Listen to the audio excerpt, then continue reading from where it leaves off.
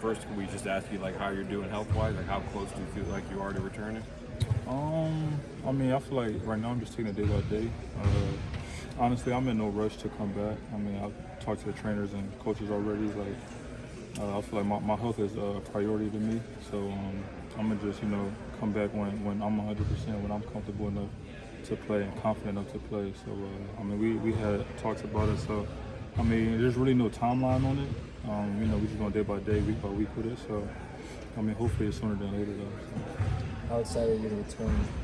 He was a two-way guy and kind of maintain the culture that you helped build last year and you down here. Yeah, I mean, I'm definitely excited to, get back playing with College Park again. I feel like just, that momentum you build playing with College Park and then, going up with the Hawks, like it's just that confidence level carries over and, just building that confidence is key. I feel like the best way to get better at basketball is by playing basketball. So, just playing and competing at a high level and then be able to keep that momentum going once you get called up is definitely key.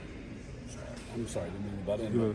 What do you feel like you had to work on? You kind of got the shooting thing down. So what did you feel like you needed to work on and improve on? I mean, honestly, I just feel like I just need to become a better defender. I feel like if I just become like a great perimeter defender, like there's no reason why I shouldn't be playing. I mean, obviously everybody knows about my offensive abilities, but like I mean, honestly, like just being around Dyson, for an example, like man, like I be studying his defense. Like, I don't really study too many people offensive game, but like just watching him defensively, like it actually is like it opened my eye a little bit. Like if I could do that, like I'll be on the court 100%.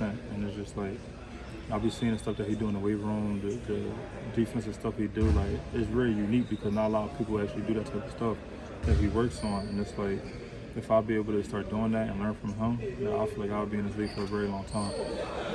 Can you give us an example of that unique stuff that he's working on? Yeah, I mean, you really don't see many people being in the weight room and like working on defensive type of stuff. Like, I mean, obviously people work on certain parts of their body to strengthen that up. But like, I mean, like he doing defensive slides with 35-pound plates and stuff like that. And it's like you don't see stuff like that, and it's a reason why he's a good defender. Like, and he always working on his hips, working on ways to get better, stuff like that. And just watching that is like. It's definitely a great thing for me because I know that I could be that type of defender. So, and that's what I want to be, honestly. So, yeah. So, I mean, talking to him and stuff, like, I feel like I could definitely get there for sure. Having been through this process before with the two-way contract, you have a better understanding and an expectation going into the season of how the whole thing works. Yes, absolutely. I mean, you just coming as a rookie, like you don't really know much, like especially like what you think you do. So just being able to have that experience and learn. I mean, the best way to learn is by experience. So just experiencing that through my rookie year and learning everything that I learned. Like I know what to expect now, and I know what they expect from me. So it's definitely easier. It's easier on the mind too. So I mean, I feel like the confidence is just rising. So that's the best thing about it. What are you looking forward to, or how do you prepare for being a leader on the team? I mean, I just feel like I need to lead being more vocal this year with these guys, and also just lead by example.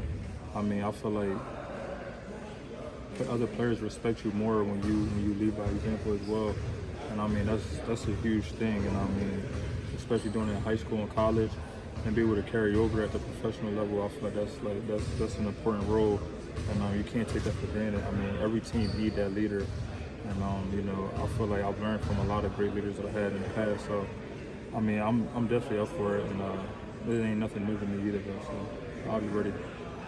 I'm sure you've been asked about it a lot and talked about it a lot already, but that being in the preseason, what was that like? Kind of that moment?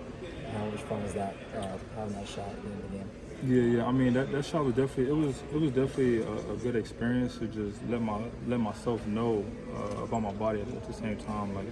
Obviously, recovering from her injury, stuff like that, and be able to play the first preseason game and be able to hit a game winner. Obviously, like it just boosts your confidence. But I mean, honestly, unfortunately, it sucks that I tweaked my ankle right after that. So it's just like I just gotta get back to that. So I mean, it is what it is. But that's in the past. I just gotta keep getting better. Do you look at the way the current Hawks roster is built, like adding more length, defensive versatility, and kind of looking at yourself as someone who can kind of fit in a role and really help that team get to where they want to get to? No, absolutely. I mean, talk to the coaches and stuff, like, they know what I'm capable of doing, and I know what I'm capable of doing as well. I mean, they already said that if I stay healthy, there's no reason why I shouldn't be in a rotation, honestly. Like, these conversations that I had with some of the coaches and even the front office. So, I mean, I feel like there's no doubt that I fit in on this team. And, I mean, the players know as well. Like, they always talk to me about the improvement that I have, the abilities that I have and stuff like that. And, like, they're excited for me to get back healthy. I mean, a lot of people was actually very upset when I got hurt again. So, I mean, it's just good to have that support from your teammates and coaches. So. Is that the game winner you hit? Is that an example of what you know you have to be able to do? Is, you know, a lot, you know, when you're in the G League and you're playing, you're in a rhythm, man. You're playing 25, 30 minutes, man. You're getting your shots. And, you know, when you're in the NBA, a lot of times you're inserted into the game and you got to be ready to go. You're not going to have time to, you know, get into the flow of the game. You got to be in the flow of the game. No, 1,000%. That's something that I talked about with Kyle last year. Being able to sit down for 30 minutes and be able to come into a game and make your first shot. Like, honestly, that's the difference between staying in the game and coming out. And I feel like a lot of people don't realize that, but it's like when you sit down on the bench, you obviously, you know, you try to stay active as much as possible, knowing you're going to go in the game eventually. But, I mean, that's definitely, it ain't easy at all. Like, being able to sit down, not touch a basketball for 30 minutes or whatever the case may be, and to be able to come in and everybody expects you to make that first shot. Like, but that's what comes with being a shooter, though. Like, for me, I know what I am, I know who I can be, and I mean, I accepted that. So, I mean, that's stuff that I work on. Like, I'll sit down and really go pick up a basketball and shoot a three. Like, that's nothing new. So it's definitely something I worked on and talked to Kyle about. I mean, obviously, he said that you might only get 3 or 4 shots in an NBA game. Like, can you make 3 or 4 shots? So it's like, that's huge. Can you average 10 points on 4 shots, stuff like that? Like, he talked to me about stuff like that. He said if you could do that, then you've been in the league for a very long time. So, I mean, I think I'm ready for that. So. Seth, has going through these injuries taught you anything about yourself or maybe reinforced something you already knew about yourself? I mean, you definitely have a lot of time to think.